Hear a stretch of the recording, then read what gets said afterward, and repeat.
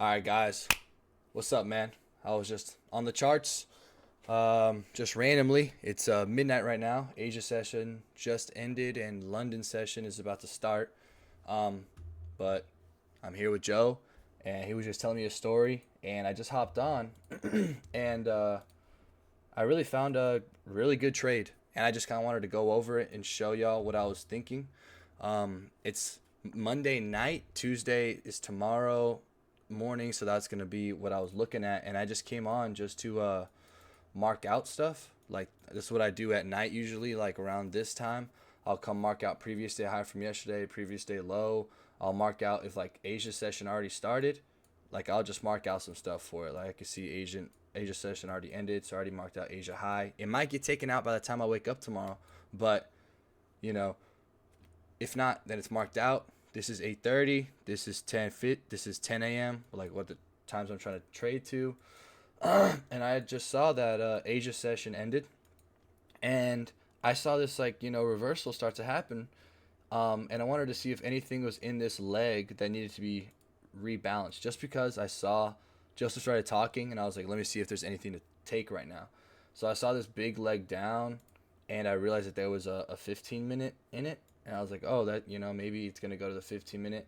As we can see, if this 15 minute was a condition, we're seeing that it gets tapped into, and then disrespect comes out of it. It's so right now we're in bearish order flow.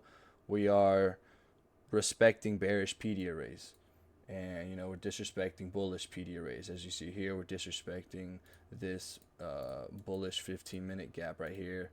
Oh, sorry. So we're disrespecting bullish, we're respecting bearish, and I saw that that gap was there. So I kind of went into the 5 minute time frame, and so the first thing you want to do is, even if there's a gap that needs to be filled, we need to be hitting off of a liquidity point to even go to that gap. So what would it be for us right now if we were to hit off of something to go fill in that gap? What would it be? So I went on the hourly, and I see there's like an hourly like little low right here, the end of a candle. If we go in, it's a 30-minute internal low. So we have a down candle, then an up candle. We got the low of it. It's just a little internal low. It's not previous day low. It's not a 4 hour. It's not a 1 hour. It's just kind of right here inside.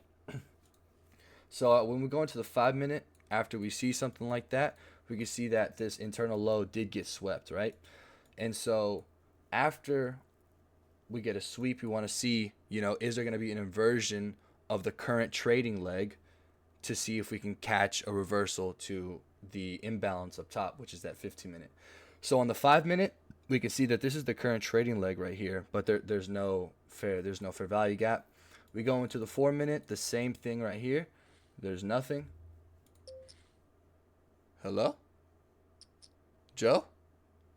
Hello? Was that you? Me what? Hold on. Let me finish this. Hold on. And then and then what what is that noise? What the heck? I think you're watching my stream. Oh my gosh, are you gambling? Hold on. I Oh, just came back. sorry guys, he was gambling. It was messing me up. I gotta stop watching his stream. All right. This is not gambling. This is probability, and I'm teaching y'all how to be probable about these things. So, like I said, there's no 4 minute, there's no 5 minute. We come to the 3 minute, and we can see that there's two fair value gaps stacked right there. Two bearish fair value gaps stacked. Because I see them stacked, we're gonna count them as a whole. So we have a 3 minute right here, boom and boom. We want to make sure that both of them get, this, both of these get disrespected if we're going to be changing order flow from bearish to bullish. And you see that this candle right here is the one that closes above this gray box right here. So then after that, Patty and Blake, they're probably just going to enter. But because of how I like to trade, I really do like that 1 minute confirmation. So after that happens, I wait and I scroll down to the 1 minute, whether it's on the 5 minute, the 4, 3, 2, or even if the inversion is on the 1 minute, I'm still going to wait for a 1 minute respection of a fair value gap. So as you can see, there's a respection of this fair value gap right here. And with a pretty good inspection, I would have just, you know, put my put my this would have been the inspection of the candle, and this would have been the next candle to enter on. You would have saw that, it would have you would have crapped your pants for a little bit. You would have entered, and then it would have came down a little bit, and you'd be like, why did I enter? But we're entering because of a reason. Step one, we swept something. Step two, there's a target above that we could be going for. So now we're looking for the reasons of how we're going to get to that target if we're going to get there. That's the inversion, then that's the inspection. So there we go. We enter off of this candle, and you would put it at the low. I would use the bottom of the fair value gap, but these candles actually came in lower, so I would definitely put it at this low.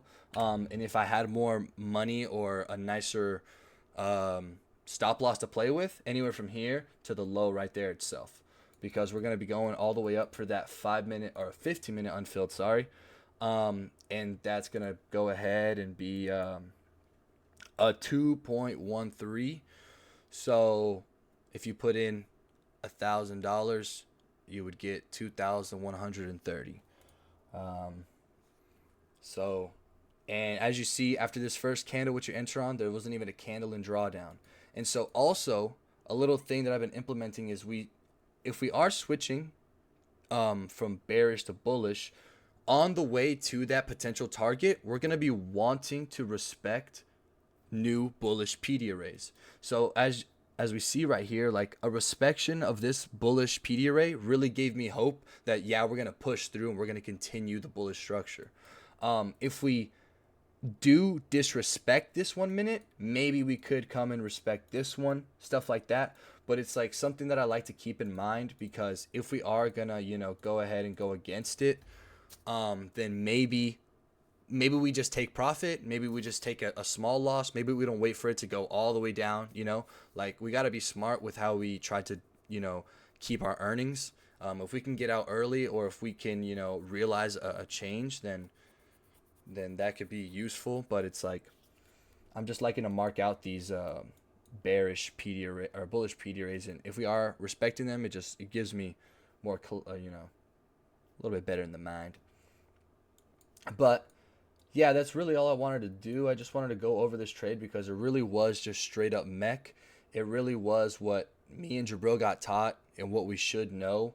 And for, just a good, we should be knowing this. We should be seeing this every single time. You know, if we just say different circumstances, let's say New York session opens up and we come and we take London low, and then we're like, okay, London low got taken, and on the way down to take out London low, there was a 15-minute above.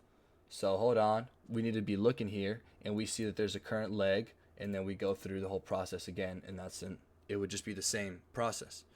But we just need to be seeing that circumstance play out. We need to be realizing that this is how the trades take place. One, again, something needs to be hit. You don't just go for a target because that target is there. What are we delivering from? And what are the steps to get there?